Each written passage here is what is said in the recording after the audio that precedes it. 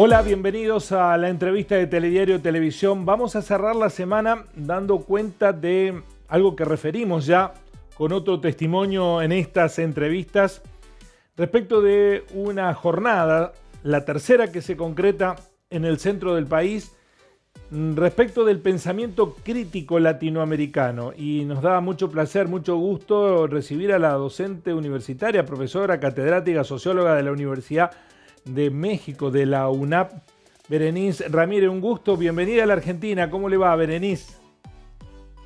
Buenas noches, muchas gracias me da mucho gusto estar con ustedes compartiendo puntos de vista. Bueno, ¿qué lectura hace o qué balance hace de lo que ha sucedido, viene sucediendo en estas jornadas concretadas de pensamiento latinoamericano? ¿Cuál es su mirada? Siempre es muy interesante poder contrastar la situación en la cual se encuentran nuestros países latinoamericanos, insertos en una economía mundial que presenta crisis acentuada a partir de la pandemia, que está enfrentando los riesgos de la guerra entre Irak y Rusia, y lo que tiene para nuestra región, con sus especificidades de acuerdo a los distintos gobiernos que están al frente de nuestros países. En su ponencia, profesora, usted hizo referencia, alusión, que se están proponiendo desde los países desarrollados construcciones para superar el momento que no vienen a responder a los problemas que el mundo actual tiene. Yo hice una presentación de las diversas propuestas que están haciendo desde organismos internacionales y más personalidades del mundo de la academia en economía, donde se va a mostrar la necesidad de hacer modificaciones, pero casi todos ellos dentro del marco del sistema capitalista, y llevando hacia la construcción de pactos sociales, nuevos cursos de desarrollo, y en esta perspectiva planteé miradas críticas sobre cuáles son las limitantes que tiene para que tengan buenos resultados, porque lo que ha pasado en los últimos años y concretamente con la pandemia, se acentuó la distribución de la riqueza. El 1% que tiene la riqueza acrecentó y el resto del mundo se vio más empobrecido. Entonces tenemos mucho que resolver en términos de bienestar para las personas, alimentación, incluso trabajos que tengan seguridad social. Ese es el marco que yo presenté estas jornadas. ¿Y cuáles son esas propuestas que usted cree que deben ser reprochadas críticamente y por qué razones? Bueno, primero hay que ser conocido lo que se está planteando. Fundamentalmente hay un acuerdo en la necesidad de un regreso de un Estado interventor, promotor, que genere inversión. Algunos, por ejemplo, plantean la necesidad de que se haga énfasis en inversiones y renovación tecnológica. Organismos como la CEPAL está haciendo una medición de si se combina transformación productiva con distribución del ingreso, y con lo que está sucediendo en términos del calentamiento global. Está marcando tasas máximas de crecimiento en nuestros países. Para poder guardar equilibrios tendrían como tope un 4% del PIB, instrumentando todos estos elementos. Y hay otras propuestas, como por ejemplo de una economista que ha sido últimamente destacada en su pronunciamiento, como es Mariana Mazzucato, que viene hablando mucho sobre la participación del Estado de una manera clara, allá haciendo una economía más verde y que lo llama de alguna manera como un capitalismo cooperativo en esa dirección.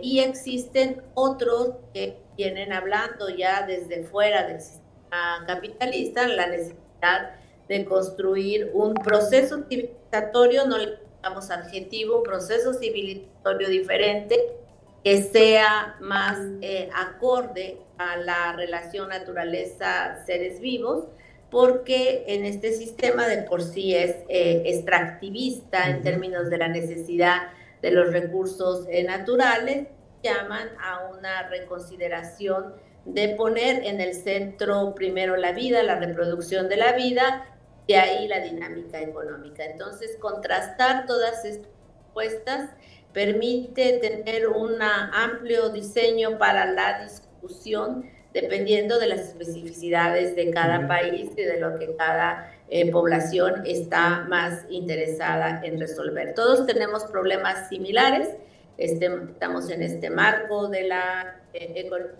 mundial. Ahorita tenemos como un elemento de gran preocupación el aumento del precio de los alimentos, el proceso inflacionario, que está mostrando cómo nuestros salarios y nuestros ingresos se quedan por debajo de estas necesidades. Unas de los elementos que se habían logrado cumplir, como por ejemplo en el caso de México, que en los últimos años hubo aumento del salario mínimo, pues va a ir perdiendo esa efectividad si no se logra contener las altas tasas inflacionarias. Con esto que tenemos a resolver a corto plazo y problemas a mediano y largo plazo, con la idea de ir construyendo un proceso que sea más acorde a el mantenimiento de naturaleza y seres vivos. ¿Usted no tiene expectativas que esta propuesta de un nuevo contrato social resuelvan los problemas que tiene hoy el mundo en general y en particular Latinoamérica? Se necesita tomar, para que tengan expectativas favorables, se necesita mirar desde las demandas de los sectores populares, incorporarlos, porque un poco están diseñadas de arriba, o sea, es de llamar a un acuerdo. En el pasado, en el inicio del modelo neoliberal, se llevaron a cabo estos acuerdos para parar los procesos inflacionarios, pero estos acuerdos significaron congelamiento de salarios, flexibilización laboral sin ningún tipo de protección. Requerimos, al revés, que haya amplia participación con las personas y que se les permita también ir participando en la mejor manera de ir construyendo estos acuerdos, mayor participación incluso en la gestión de los procesos productivos, para que realmente sean acuerdos donde se tome en cuenta estos elementos y no acuerdos vistos desde arriba para darle gobernabilidad al proceso, sino fundamentalmente un avance hacia el mediano plazo. Está visto que el mundo, por lo menos desarrollado, está en plena crisis. Lo que ha sucedido esta semana en Inglaterra, ¿no? 45 días de una primera ministra, medidas económicas que desde el punto de vista ortodoxo se tomaron, que fueron rechazadas por la sociedad. ¿Usted cree que estamos en un replanteo de la lógica política, económica en todo el mundo? Sí, yo creo que hay una gran movilización todavía dispersa con demandas muy inmediatas, sufrimiento que se tiene frente al alto costo de los energéticos y que ahora está afectando a los alimentos, y que las salidas que hayan propuesto, por ejemplo, la primera ministra, era eliminar lo que más se requiere, que son ingresos para el Estado, al estar disminuyendo impuestos a los sectores más ricos. Aquí la discusión importante a dar es que para que los estados tengan ingresos ya no es suficiente solamente una distribución de los ingresos, particularmente una distribución de la riqueza que se ha acumulado en propiedades, en las grandes firmas. Creo que requiere, si realmente quieren un acuerdo a ese nivel, que tienen que participar a partir de que se les imponga impuestos, porque ahora tenemos una gran cantidad, por ejemplo, de trabajadores de plataforma que no tienen ningún sistema de seguridad social, que no tienen ninguna seguridad laboral y que se les son considerados socios y no, ni siquiera trabajadores. Entonces ahí se requiere, ahí sí nuevos acuerdos, porque finalmente están trabajando para grandes firmas transnacionales y tienen que participar con pago de impuestos, con impuestos efectivos, para que los gobiernos tengan mayores posibilidades de hacer gasto social y gasto dirigido a las necesidades más apremiantes que se profundizaron mucho con la pandemia, ¿no? Y además la pandemia nos ofreció como panorama, como diagnóstico, si afectó más a los países más vulnerables, más de la periferia, es porque primero el estado de salud de las personas no era el mejor, y el estado de salud de las personas tiene que ver con la nutrición que han tenido en los últimos años, con la atención a enfermedades prevenibles, ¿no? Otro elemento que nos mostró es el estado en el que se encontraban nuestros sistemas de salud, y eso nos habla de la necesidad de un fortalecimiento de la salud pública, y eso requiere financiar. En este contexto de tanta inestabilidad mundial, en estas jornadas en las que usted está participando, no solo como disertante, panelista, con su ponencia, sino también coordinando mesas, ¿qué perspectiva se observa para Latinoamérica?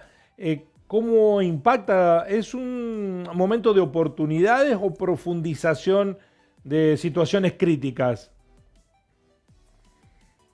Es un momento interesante porque hemos tenido aportantes en el ámbito electoral con nuevos gobiernos, en el caso de Perú, de Honduras, de Chile, de Costa Rica, y estamos expectantes a ver para el 30 de octubre en las elecciones de Brasil.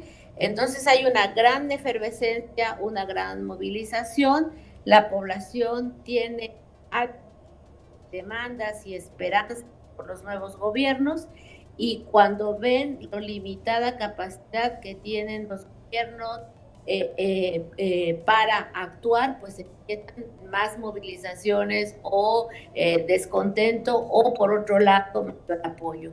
Y yo creo que es un buen momento para empujar las propuestas y no solamente llegar movilizados a los procesos electorales y ahí ya detener las demandas, sino seguir demandando a nuestros gobiernos que han llegado con el apoyo mayoritario, y a que sigan resolviendo, y sabemos que la tarea es ardua porque tenemos 40 años donde ha habido mucha pérdida en muchos espacios, entre ellos vuelvo a señalar la necesidad de empleos protegidos, con salud, con seguridad social, salarios que se encuentran y que requieren ser incrementados, y mayor seguridad para las personas, para que podamos construir una idea acorde a lo que necesitan, de lo que para ellos significa bienestar, ¿no? Claro está, hay una mochila pesada para Latinoamérica que son los niveles de pobreza, ¿no? Comparado con el primer mundo. Y bueno, y esa pobreza que está expulsando gente de sus países con corrientes migratorias que son resistidas, aprovechadas. Hay un escenario ahí difícil de resolver. Sí, el escenario es difícil en el mundo porque si volteamos a ver Francia, la encontramos con una organización que se está dando, y él tiene que llevar a una modificación de toda la trayectoria que ha venido teniendo el sistema, pero va a ir dependiendo de hacia dónde se pueda llegar de acuerdo al tipo de organización que se da desde la base y también la respuesta que vaya obteniendo. Tenemos muchos peligros como es un aumento de la derecha, los más conservadores, pero en el caso de América Latina sigue habiendo una presencia importante que hay que destacar, por ejemplo, el movimiento de las mujeres, ¿no? Creo que todas estas demandas de ir modificando el poder patriarcal que ha estado presente y acompañando la dinámica, o también las visiones colonialistas, que incluso culturalmente hemos aceptado, introyectado un montón de procesos en esa dirección y que tenemos que ir reelaborando colectivamente lo que significa igualdad, lo que significa solidaridad en esta gran diversidad que es América Latina, ¿no? Para ir finalizando, profesora, ¿cuáles son, en sentido anticipatorio, las principales conclusiones de estas terceras jornadas latinoamericanas de pensamiento crítico, los denominadores comunes que han venido recogiendo en las distintas ponencias? Un elemento importante, primero nos dio mucho gusto poder reunir presencialmente.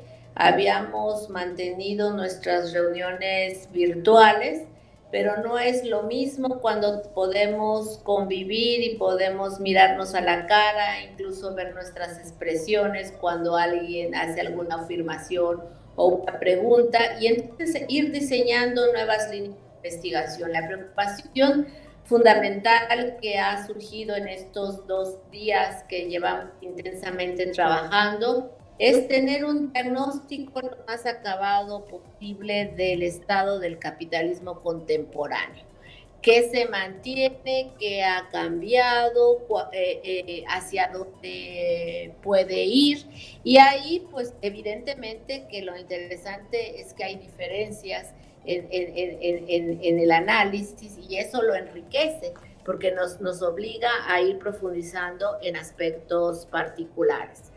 Otro elemento importante es comparar la situación en cada uno de nuestros países y mirar, por ejemplo, cómo los países que empezaron con una ola de gobiernos de centroizquierda y que parecía agotada en el 2015, estamos nuevamente en un proceso de resurgimiento de estas situaciones, y ahí destaca mucho el caso de México porque nosotros nos habíamos quedado bastante rezagados en esta construcción de nuevas propuestas, y el actual gobierno nos lleva a una dinámica interesante también llena de contradicción, pero que en esas condiciones nos permite ir entendiendo mejor cuáles son los problemas prioritarios que hay que seguir resolviendo. Entonces, lo que va a resultar de esta reunión es una agenda de investigación que vamos a ir profundizando para los próximos 2 años. Y a propósito del diagnóstico respecto del capitalismo, ¿se puede avanzar con la idea de que el capitalismo ha fracasado, pero que se mantiene porque no ha podido otro modelo sustituirlo? Hasta este momento sí vemos que tiene la siguiente contradicción.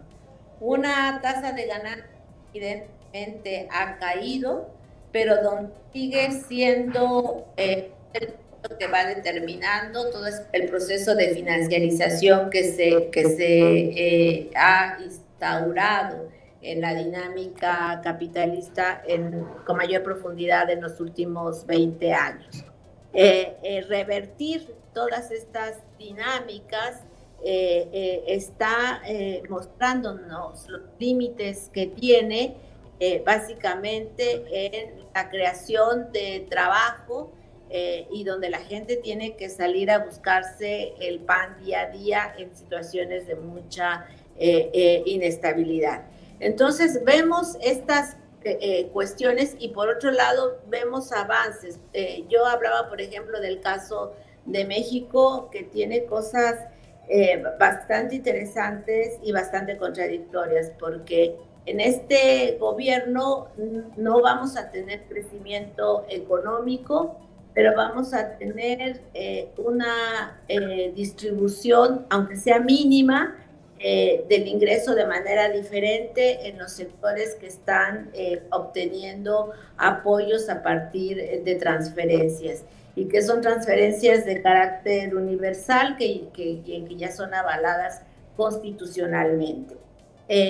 Pero se abren otros elementos. Entonces, hay que ir haciendo transformaciones graduales, ese sería como una interrogante. Hay posibilidad de hacer una transformación más dinámica. Ahí depende del marco de la economía mundial, porque no está resuelta la salida de la guerra, ni está resuelta la salida de la disputa entre las grandes potencias hegemónicas. Tenemos también diferencias en nuestros acercamientos. Por ejemplo, México muy vinculado a la dinámica norteamericana, pero aquí en el Cono Sur han logrado tener vínculos más diversificados. Hay una mayor presencia de China, hay una mayor presencia en el comercio con otros países, y ahí es donde tenemos grados de autonomía diversos que nos obliga a lo que señalaba, un diagnóstico adecuado de la región, pero también un diagnóstico a nivel nacional, y no solamente nacional, sino regional. Tenemos una diversidad regional muy importante. En el caso, por ejemplo, de México, seguimos teniendo una alta presencia de pueblos originarios, como sería el caso de Perú, el caso de Chile, y ahí hay diferencias con lo que pasa en el caso de Argentina, por ejemplo, ¿no? Entonces, esta rica diversidad nos permite señalar que América Latina es un foco de atención ahorita a nivel mundial de manera muy importante. Bueno, y usted hablaba de las contradicciones. México no crece pero distribuye mejor, y Argentina crece y distribuye cada vez peor, concentrando o ampliando la brecha entre los que más tienen y los que menos tienen, ¿no? Hay distintas realidades en Latinoamérica. Profesora, ha sido muy interesante escucharla, le agradezco sus reflexiones. Muchas gracias por la invitación, para mí ha sido un gusto compartir con ustedes puntos de vista. Bueno, y que haya sido bienvenida por estas tierras y que vuelva pronto. Muchas gracias. Muy amable. Bueno, en todo el mundo se está debatiendo. Hay una tensión en el momento de la humanidad que está ligada con las desigualdades que se han profundizado tras la pandemia. La economía no ha dado la respuesta, los modelos tradicionales no sirven, los gobernantes desgastados en su credibilidad poco pueden hacer. Lo ha demostrado la situación de Inglaterra, tratando de aplicar las mismas recetas que han una y otra vez fracasado. Están los intelectuales planteando el diagnóstico de hacia qué mundo ir y por qué las respuestas que se están dando hoy no son las que las sociedades necesitan. Vamos a encontrarnos en una próxima entrevista de Telediario Televisión. Gracias por estar allí. Así son las cosas.